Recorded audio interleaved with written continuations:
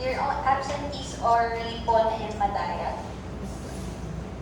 Okay, you may start whenever you're ready. Good afternoon, everyone. We're pleased to be here to articulate our literature online platform. I'm Infante. I'm Joseph. I'm Lim. I'm Atisa. We are Group 5 from Samsung. Let's start with our presentation. For this first slide, it presents a mission, vision, and goals of our online learning website. Our mission is to provide an engaging and accessible platform where students can expand their knowledge and appreciation for literature. We aim to promote active reading, critical thinking, and creative expression through interactive digital tools.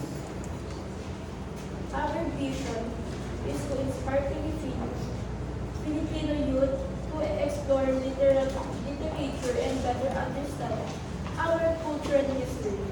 We want to strengthen their identity and love for the Filipino language through collaborative and innovative learning. Our main goals are to increase students' interest in reading, develop their critical and creative skills, and promote appreciation for literature.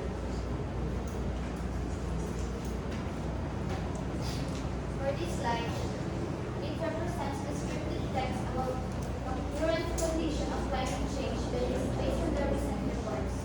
Europe is warming faster than the global average, leading to stronger heat waves, floods, wildfires, and storms that cause major economic damage.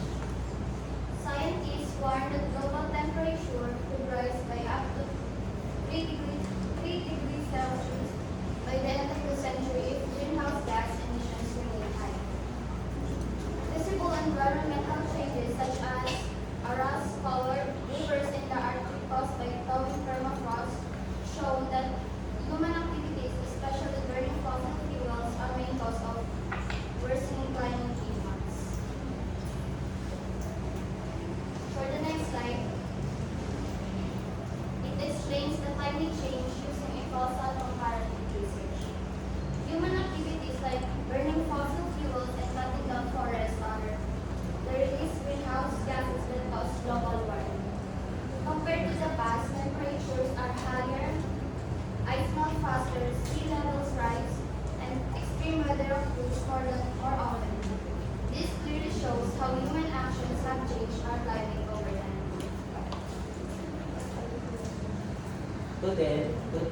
Today, we'll share the purpose of our Canvas output and how it connects literature with mathematics.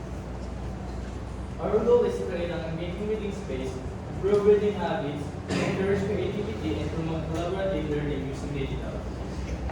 We use different literary words to explain types of correspondence, breaking the rules show one-to-one, banana tree show one-to-many, the Iliad demonstrates many-to-one, and Frankenstein represent many-to-many relationships. This example helps students see math concepts in a creative and meaningful way, making learning both fun and related. We will now briefly introduce the literary work included in our presentation. First, the text of novel, titled Breaking the Rules by Igor N. It tells the story of Felix and Eliza, whose relationship faces pressures and understanding ending in tragedy. Next is Magdalene Baranovich by Akimi Yoshida. It follows Ash, a gang leader investigating a dangerous drug, and his friendship with Avery. The story highlights crime, drama, and sacrifices.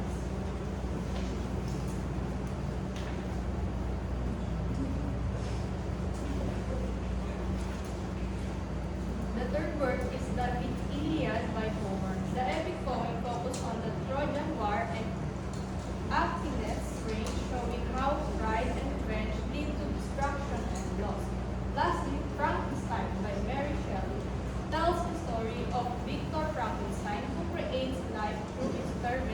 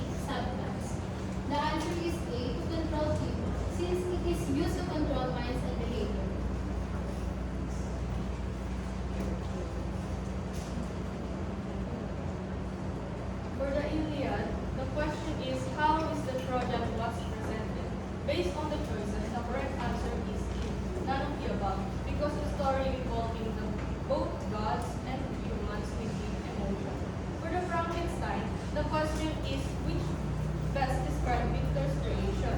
The answer is E, none of the above.